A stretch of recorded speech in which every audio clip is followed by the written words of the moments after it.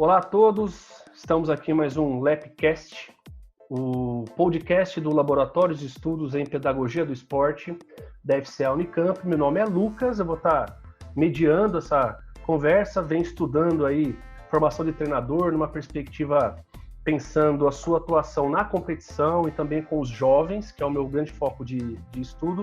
E hoje a gente está aqui com duas presenças ilustres. Primeiro, o professor Carlos Tiengo. Carlos Tiengo luta e batalha no futebol, né, Tiengo, há muito tempo, tem projetos, tem desenvolvido ações junto à CBF Academy, tem desenvolvido manuais de futebol, trabalhando metodologia de ensino em várias entidades, enfim. Tiengo, se apresenta para a gente aí, dá mais detalhes sobre quem você é para as pessoas que estão ouvindo. Primeiramente, obrigado, Lucas, pelo convite.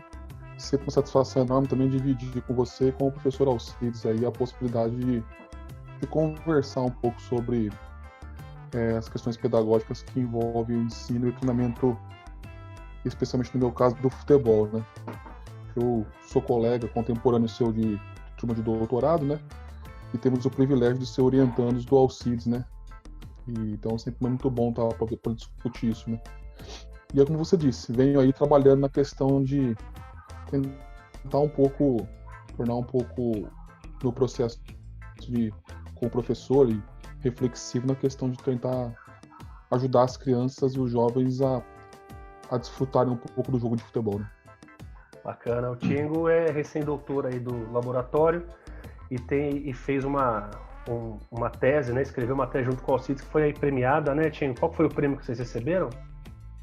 Foi o prêmio de dissertações de tese sobre futebol, do direito do torcedor, que foi concedido agora no último mês de fevereiro, né?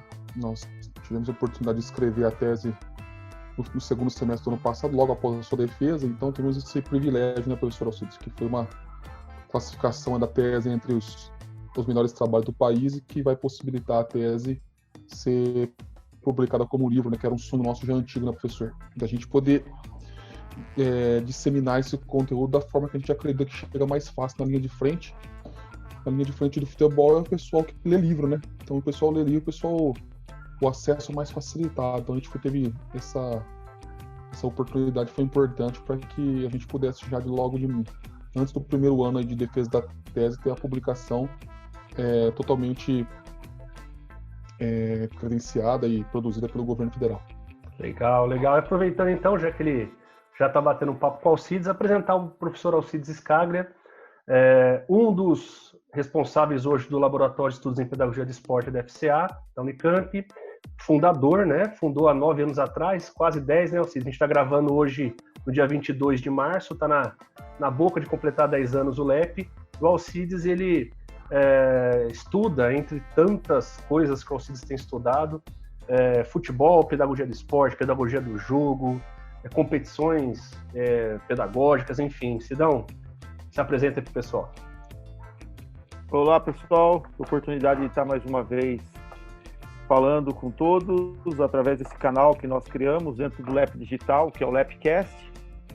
E temos a possibilidade aí de trocar aí algumas informações, discutir coisas que temos produzido em conjunto, todas debaixo do guarda-chuva da pedagogia do esporte e com as suas inserções na pedagogia do futebol, na discussão do jogo e em todas essas questões relativas à metodologia didática do ensino e treino do esporte e mais particularmente do futebol. Acho que isso resume um pouco aquilo que nós temos feito ao longo do tempo e com uma maior preocupação em produzir evidências no Laboratório de Estudos em Pedagogia do Esporte, que é o LEP.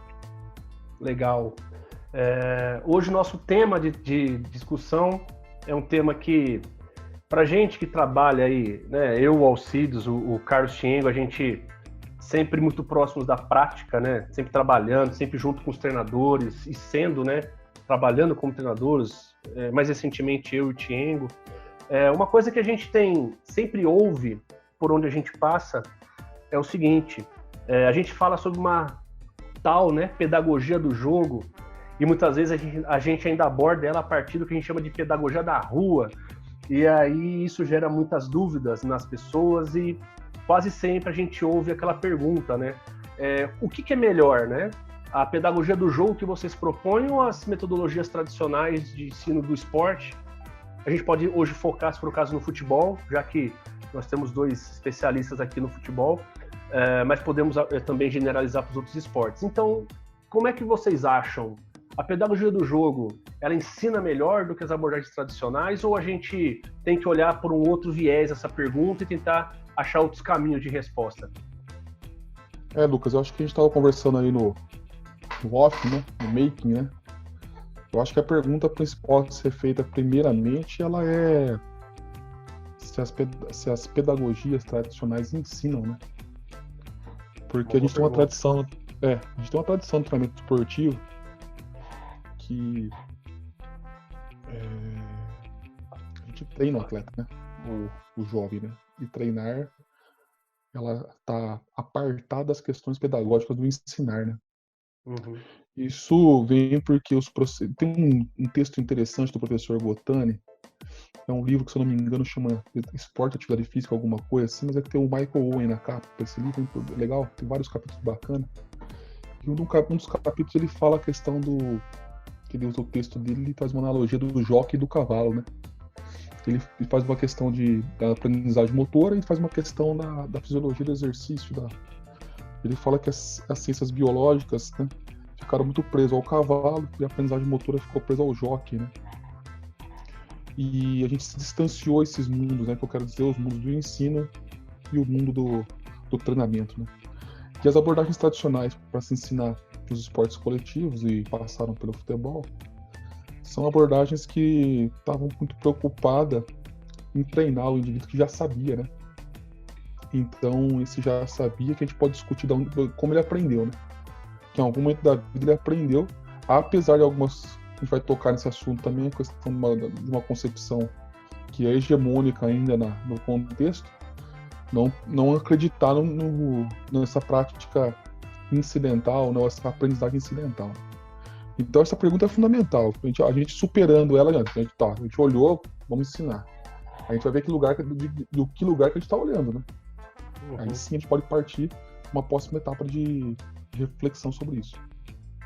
Veja, dando uma contribuição aí e complementando o que o Tiengo tem levantado, e acho que foi muito interessante a sua analogia do jockey e do cavalo, a gente conseguir de vez começar a tocar, a cutucar, e talvez não só cutucar, mas colocar o dedo na ferida de toda essa discussão, que é ainda sobre método, a perspectiva de que a maioria das pessoas, ainda preso a essa ideia do jockey e do cavalo, se sustentam por uma visão ainda muito empirista e muito inatista, né? As pessoas, por mais que se escreva, que se produza pesquisa, que se fale sobre esse assunto, que se produzam evidências, ainda está muito arraigado no pensamento pedagógico de todas as pessoas, quer seja na iniciação, quer seja na escola, quer seja no treinamento,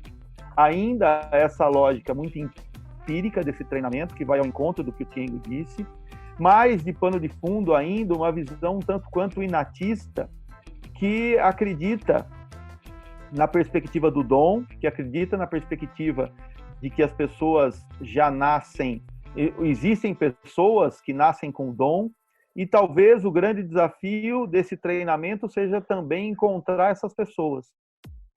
E no momento em que eu tenho, de um lado, essa perspectiva um tanto quanto empirista, de acreditar nesse treinamento onde o ser humano é apartado, onde você não leva em consideração o ser humano, simplesmente leva em consideração as características biológicas desse ser humano, do outro lado você tem uma perspectiva de tentar encontrar nesse ser humano alguma característica especial, e esses dois pontos apartam totalmente uma perspectiva de processo, de continuação, de formação, né? Você tem a ideia de treinamento se opondo à perspectiva de formação. O que é formação? Ou seja, por que a pedagogia do jogo ensina melhor? Porque a pedagogia do jogo se pauta numa perspectiva de formação e não numa perspectiva de treinamento. apesar de que essa formação levará, obviamente, a um treinamento diferente. O que nós estamos fazendo é mudar o ponto de vista.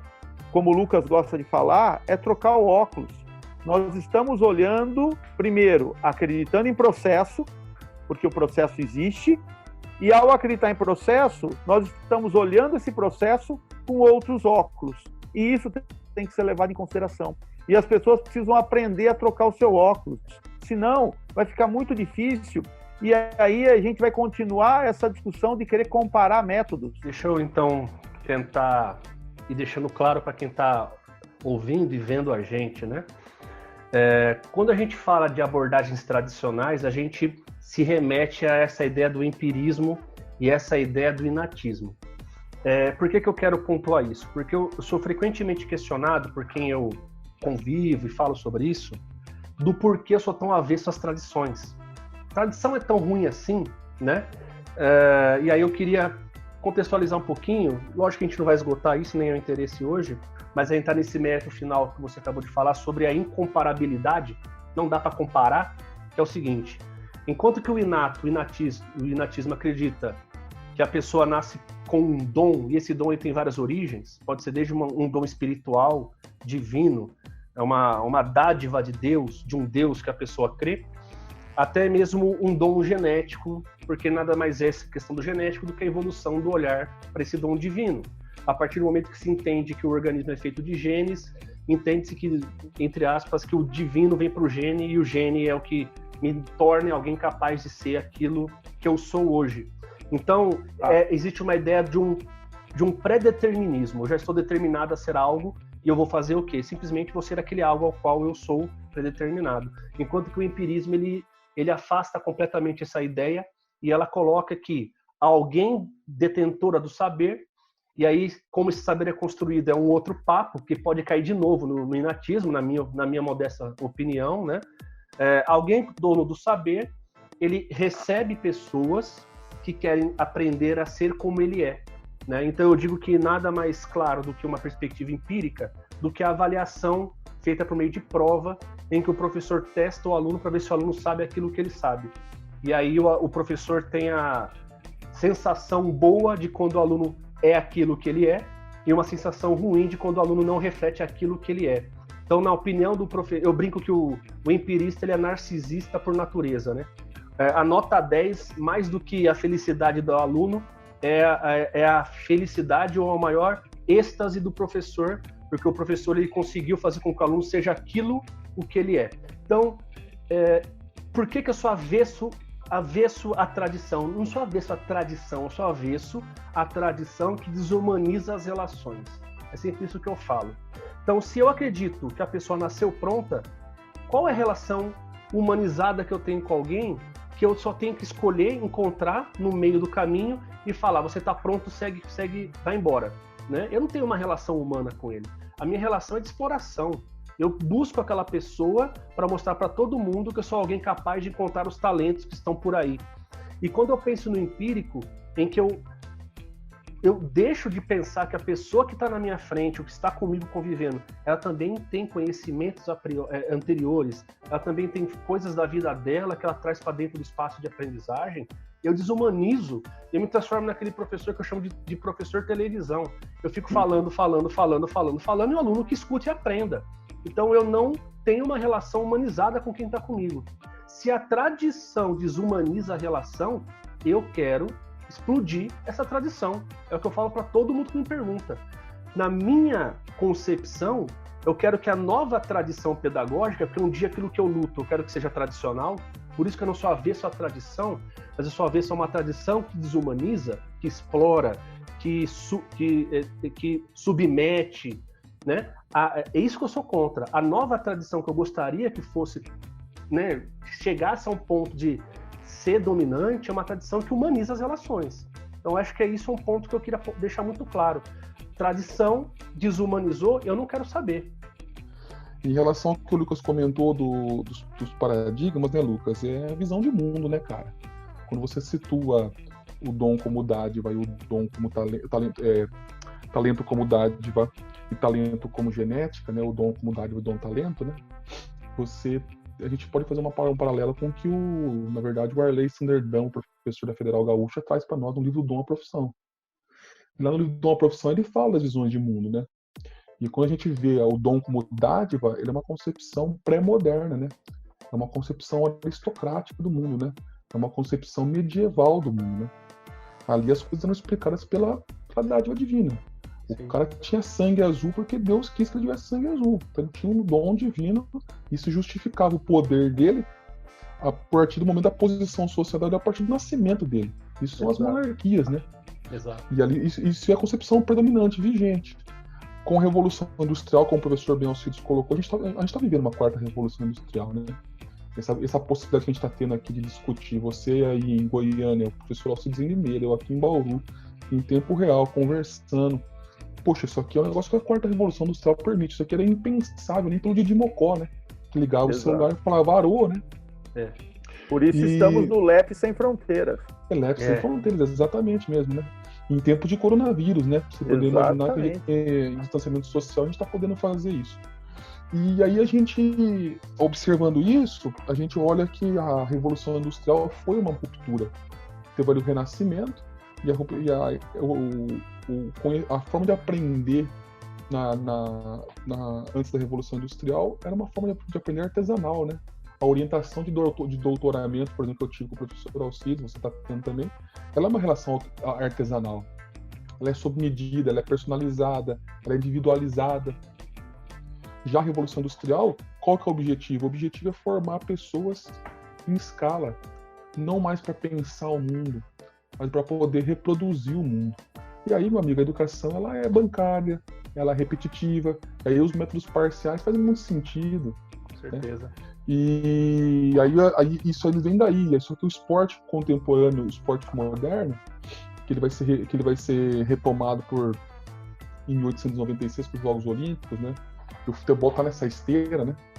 Tá nessa esteira, e daí as práticas de treinar futebol, elas são, a gente tem que lembrar que o futebol é inglês, né? E é uma burguesia que está ascendendo ao poder na Inglaterra, e eles têm o futebol. Thomas Arnold pensa os esportes do futebol para liderança, né? E aí porque trabalha em equipe. E não estava pensando no forma de treinar, porque é um jogo para adulto. Depois a gente vai incorporando nas práticas e traz os métodos parciais, que é o método da escola tradicional.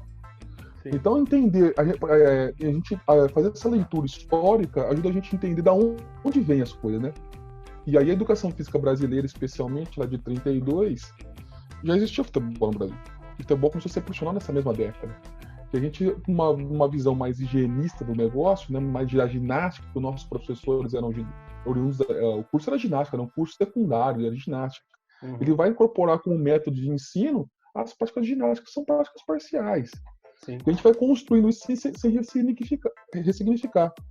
E aí, Tiengo, me escuta? Sim, eu escuto bem. O Tiengo, é interessante que a sua fala complementa a fala do Lucas, e principalmente para quem está nos ouvindo e nos vendo, né? Porque estão nos ouvindo no LEPcast e nos vendo no LEP Sem Fronteiras, é interessante porque a perspectiva pré-moderna ela fornece as bases para o inatismo. O moderno, a idade moderna, principalmente no seu início, dá a base para toda a lógica do empirismo. Então nós temos, a partir da junção da sua explicação histórica e dos detalhes mais característicos da pedagogia que o Lucas trouxe, é possível a gente entender o que nós estamos falando de um método tradicional. E temos, então, desse modo, a possibilidade de entender que não dá para continuar vivendo essa perspectiva tradicional, principalmente pautada numa lógica pré-moderna e principalmente pautada numa lógica moderna. Não que nós já estamos vivendo uma pós-modernidade, nós estamos vivendo o que o Giddens fala de uma modernidade alta, ou seja, de um momento onde essa modernidade está sofrendo consequências no sentido de preparar todo o processo para uma mudança de perspectiva, e talvez nós estamos vivendo o fim da modernidade para o início de uma pós-modernidade. Logo, será que uma pessoa que está se formando hoje, ou que está estudando hoje, ou que começou a trabalhar por esses dias, ou nos últimos 10 anos, e vai trabalhar por mais 40 anos, ou por quantos anos aguentar, imagina você sustentar todo o seu processo metodológico ou a sua formação profissional em ideias pré-modernas, inatistas, ou então, dentro dessa perspectiva empirista de uma modernidade clássica, né? Ou seja, não dá, não tem como você se fiar nessas perspectivas. Há uma necessidade de ter coragem de romper com esse tradicional, porque nós estamos vivendo um momento da ruptura. E esse momento da ruptura abre uma perspectiva importante da gente entender aquilo que já acontece no nosso país e acontece no mundo todo, que é a perspectiva de entender como se dá a lógica dessa interação do jockey e do cavalo, para continuar com essa analogia que se liga à ideia da criança e a bola, né? Eu tenho que conseguir fazer com que as crianças, com que meu método possibilite às crianças essa interação dela com a bola. E essa interação dela com a bola se dá de uma maneira muito interessante por meio do jogo. E aí o Tiengo lembrou bem de todos os nossos jogos que advêm de uma lógica, de uma cultura popular, que nos deram ótimos exemplos de como nós podemos romper com essa perspectiva de só olhar o cavalo ou de só olhar o jockey e começar a olhar o que acontece no jogo entre o jockey e o cavalo, porque a vitória está exatamente nessa interação do jockey e do cavalo. Não adianta eu ter um jockey que tem toda uma técnica perfeita de conseguir conduzir o cavalo, como não adianta nada eu ter um cavalo perfeito se eu tenho um jockey que não consegue jogar com esse cavalo. Esse é o grande desafio, essa é a grande perspectiva. Ter coragem de romper com a perspectiva moderna e com a perspectiva pré-moderna, aquilo que tem destruído todas as perspectivas de conseguirmos mais rapidamente superar essa lógica tradicional. Não dá para continuar vivendo nessa perspectiva tradicional. Acho que a sociedade vê isso como... Acho que isso está claramente estampado em todas as situações que está acontecendo hoje no nosso país e no mundo. Não dá para continuar tendo as mesmas atitudes, não dá para continuar acreditando que se foi de um jeito tem que continuar sendo desse jeito, porque o mundo exige pessoas, ou o mundo está pedindo que as pessoas sejam diferentes, que as pessoas pensem diferentes, porque há muitas pessoas no mundo, há toda uma relação que antes não existia, que é dessa interação entre pessoas, e há principalmente a perspectiva de entender e de valorizar o diferente. Nós não temos que fazer mais com que as pessoas sejam todas iguais e entrem na forma, e sim fazer com que as pessoas sejam valorizadas pelo diferente. E o jogo produz o diferente. As crianças que jogavam na rua jogavam diferente. Professor. Oi, pode falar, Tiengo. Diga. Eu tenho duas coisas para completar também, que eu acho que são importantes, do ponto de vista da... Eu acho que eu não entrei na tela, né? Não, tá, pode ir, tá tudo certinho aqui. Tá. Então a questão é a seguinte: a primeira coisa é que a pós-modernidade, em alguns momentos, os olhares menos atentos se confundem com a pré-modernidade. Porque a pré-modernidade ela dá um sentido de holos, né? Mais complexidade e tal. E a pós-modernidade ela vai na relação, né? Então eu tenho que tomar muito cuidado com isso, porque eu vejo muito próximo, algumas coisas às vezes caminhando muito próximo, com a falta de clareza, e até um romantismo pré-moderno, né? Perigosíssimo, né? Perigosíssimo, porque a gente tem que entender que as coisas só foram possíveis de estar acontecendo desse olhar porque algumas soluções chegaram no limite que se esgotaram, elas não somem, elas vão ser assumindo outras coisas, vão assumir outra direção. Isso é um ponto.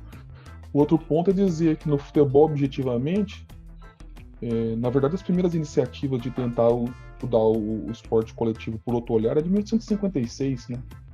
Com Malo, né? O Malo, no seu livro O Ato Tático, que é fruto da sua tese de doutorado, um jogador de basquete, você treinador, é de 56 a ideia de falar do ato tático, que as coisas estão juntas, a decisão e a ação estão juntas. Então não é recente, né? Por quê? Porque naquele momento histórico?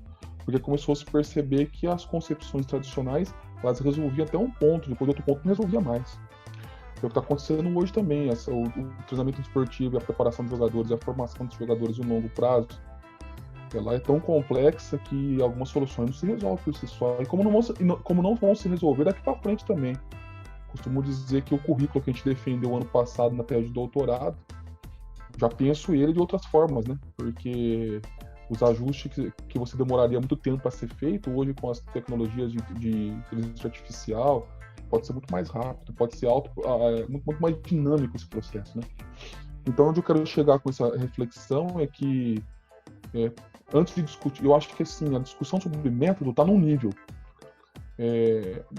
Ela me preocupa pouco, quando eu entendo que o profissional conseguiu enxergar outras coisas. O problema é que a gente precisa deixar claro o paradigma, a cadeira que a gente está sentado, ou como o Lucas sempre disse, o óculos que a gente está olhando, né? E esse óculos me preocupa, porque nenhuma tentativa de metodológica, que é o método, a forma de usar um meio, que é um exercício, por exemplo, eu posso usar o mesmo meio que você está usando e o mesmo método com um olhar diferente. Eu posso fazer um jogo, exercícios analíticos, por exemplo, do método parcial, você julga. Depende do olhar que eu estou olhando. Isso me dá uma preocupação muito maior, porque aí a gente pode estar fazendo um paralelo, assim, sendo bem audacioso, né, com o experimento do gato Schrödinger, né? Que diz aí que é louco, hein, Tiengo? que o gato tá vivo. Aí é que o gato tá vivo, o gato tá morto, de acordo com o olhar do observador. É a mesma coisa. Mas jogo, é a mesma não coisa. É a mesma coisa. O jogo não é de acordo com o olhar do observador. É de acordo com quem propõe. É de acordo com o paradigma que eu estou inserido. E aí o negócio... É por isso que a gente não toca. O Alcides, eu acho que ele é brilhante, né? E eu acho que já falei isso várias vezes para ele, e falo isso publicamente. Eu acho que o brilhantismo da proposta do Alcides para a gente, da questão da pedagogia do jogo, é sair do jogo de uma perspectiva objetiva para uma perspectiva subjetiva, porque isso transforma a educação. Exato. Isso não transforma a educação, não transforma o jogo de futebol. A partir do momento que eu entendi isso, eu brinco com a minha filha e ensino ela. Isso muda totalmente a perspectiva do ponto de vista educacional de uma esfera muito mais profunda. Tiengo, a gente precisa ir caminhando para o final. Só uma observação para quem estiver ouvindo e vendo a gente, dá um Google depois no experimento do gato de Schrödinger, que vocês vão ver o que o Tiengo está querendo dizer, que é um pouco da questão do ponto de vista de quem analisa. E aí, voltando à pergunta, né? A gente fez, acho que um preâmbulo longo, mas importante, e eu acho que ele ajuda a gente a ser bem objetivo na resposta à nossa pergunta de hoje. Nossa pergunta de hoje perguntava, né? A ideia é discutir se a pedagogia do jogo, e o Tiengo e o Alcides deram agora uma boa passada pelo que é a pedagogia do jogo, e em essência, a pedagogia do jogo ela é relacional e ela se estabelece num campo subjetivo de prática, né? E verificar se a pedagogia do jogo ensina melhor, pior, é possível ser comparado ou não com os métodos tradicionais. Eu acho que, eu tentando entender tudo isso que foi falado, eu poderia dizer o seguinte: por mais que os métodos tradicionais tivessem, aí o que eu vivo falando, uma perspectiva que desumaniza a relação, né? A característica básica dela é essa: até o pior professor do mundo se conecta com alguém na aula. Até o professor que, às vezes, ele é totalmente... Vamos usar um outro termo, a gente falar o pior professor, porque eu tenho o meu lado anti-empirista muito forte, mas até o professor mais empirista que existe, ele, sem ter a intenção de se conectar com alguém, ele se relaciona pedagogicamente, nem que seja com aqueles pouquinhos que conseguem entender o que ele fala. E aí, eu acho que o grande lance é o seguinte: é a gente entender que a pedagogia do jogo, ela tenta democratizar a possibilidade da aprendizagem, devolver o jogo ao jogador, né, Alcides, que você fala tanto, né? Porque, querendo ou não, as pessoas aprenderam ao longo da história. Eu acho que esse é o grande ponto, que você me pergunta, Lucas, mas tem um monte de jogador de futebol aí, ninguém aprendeu com o jogo. Eu falo assim, quem disse que não? Talvez aquele que ensinasse não tivesse consciência de que não é só ele que ensina e que às vezes aquilo que ele faz pode ser jogo para aquele que está aprendendo, né? Que é o que o Thiago acabou de falar. Às vezes, sem querer, a pessoa dá um jogo, cria um ambiente de jogo por meio de um trabalho analítico. Então, assim, eu não digo que o empirismo não ensina, mas eu digo que ele não tem a intencionalidade de ensinar mais do que ele pode ensinar. Complementando e aí finalizando a minha participação, já que nós vamos chegando no final, né? Veja, todo método ensina. Como todo carro me leva do ponto A para o ponto B. A questão está exatamente nas consequências. Quais as consequências de ir com um carro X, eu não vou falar Fusca para você não ficar bravo, com um carro X ou com um carro Y, de um ponto A ao ponto B, passando por determinadas paisagens, de determinadas estradas e determinados locais, né? Essas consequências é que fazem a diferença, né? Sempre o ser humano vai aprender independente das pessoas, porque a aprendizagem ela é uma condição sine qua non do humano. Se nós não aprendêssemos, nós morreríamos ao nascer, né? Então nós aprendemos com tudo e com todos. Até com péssimos professores nós aprendemos. O grande ponto é como que eu consigo potencializar essa aprendizagem, como que eu consigo fazer com que um método possibilite com uma maior abrangência a perspectiva da humanização e da emancipação. Como que um método permite com que mais pessoas sejam emancipadas dentro de uma relação de humanização. E quando a gente fala de humanização, nós estamos sempre se referindo a uma lógica de como que eu consigo fazer com que o ser humano pense melhor, com que o ser humano sinta melhor, para que o ser humano possa agir melhor. Todos nós fomos alfabetizados, a maioria de nós pelo método tradicional, pelo caminho suave, pela lógica de uma educação bancária, e aprendemos. O grande problema é que muitos de nós simplesmente aprenderam a ler e escrever, a decodificar símbolos e conseguir fazer uma leitura. E talvez tenha uma certa deficiência, uma dificuldade na interpretação daquilo que está lendo, daquilo que está escutando. Não consegue interpretar. Isso é um problema sério que leva ao que a gente chama de um analfabetismo funcional. Isso acontece no esporte. Quando eu priorizo o cavalo ou o jockey, eu não ensino as pessoas a lerem o jogo. Eu não ensino as pessoas a língua do jogo. Se eu quero aprender a ser um jogador melhor, eu preciso ir para uma escola. E se eu preciso ir para uma escola, nada melhor do que continuar aprendendo com um método que permita essa interação, que permita a possibilidade do ser humano entender a partir da sua perspectiva, a partir do seu ponto de reflexão e não simplesmente tendo que enxergar o mundo pela ótica do professor, porque muitas vezes é um péssimo ponto de vista, né? E nós temos inúmeras experiências, inúmeros filmes, hoje, a perspectiva dentro da pedagogia nos ajuda muito a entender que eu posso, de maneira muito segura, abandonar o inatismo, abandonar o empirismo e seguir a terceira via, que é o que você acabou de falar, que são as perspectivas interacionistas. Eu posso ser um pedagogo interacionista. E talvez esse seja o grande desafio, e por isso que a pedagogia do jogo ensina melhor do que o método tradicional. Por quê? Porque a pedagogia do jogo é uma pedagogia que se constrói a partir de uma teoria do conhecimento interacionista, que valoriza a interação, que valoriza a construção do conhecimento. Mas isso não basta, isso é o pontapé inicial, né? Nós temos ainda muita coisa para conversar. Também essa questão de fazer o approach final aí, né, Lucas? Isso.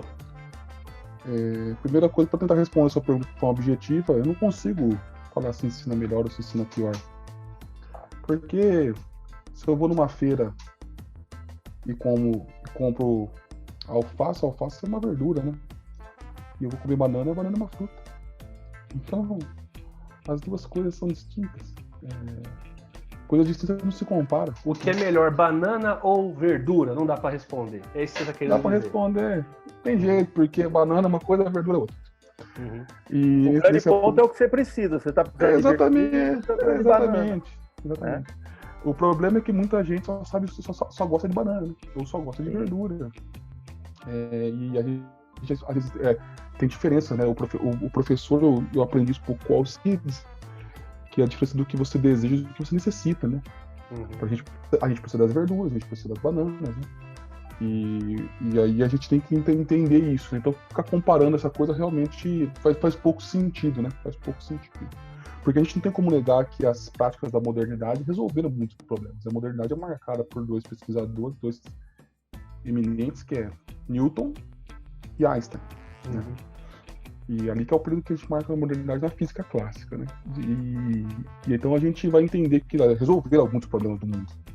O método parcial ele resolve alguns problemas do mundo que não são os problemas que o futebol traz para ele. Até um ponto vai, né? Para quem não treina nada, treina de método parcial já evoluiu bastante, mas aí daí para frente já tem outro problema. Né?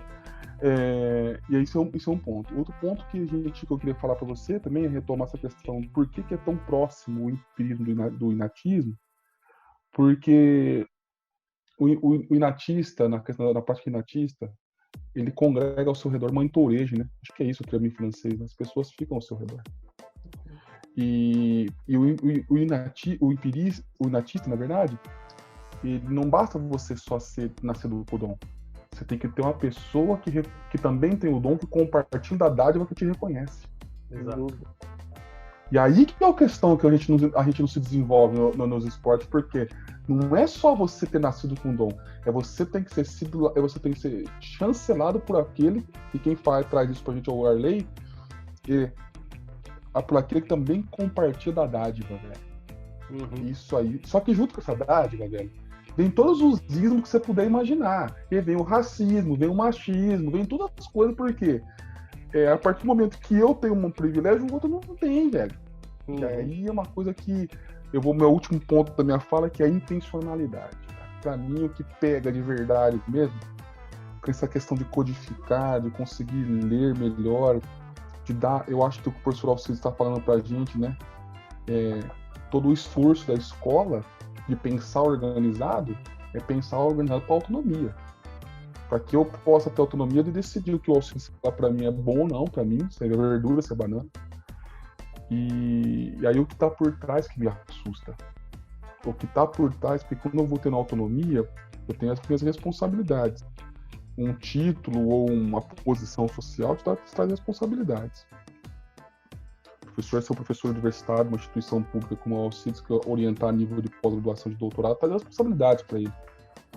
E nós temos as responsabilidades. E aí o que eu vejo, eu acho que é um tema para a gente discutir na próxima ocasião, que vai ficar a bola pingando, que é o tema do seu doutorado, né, Lucas? Que é a questão, essa intencionalidade com que é que eu quero.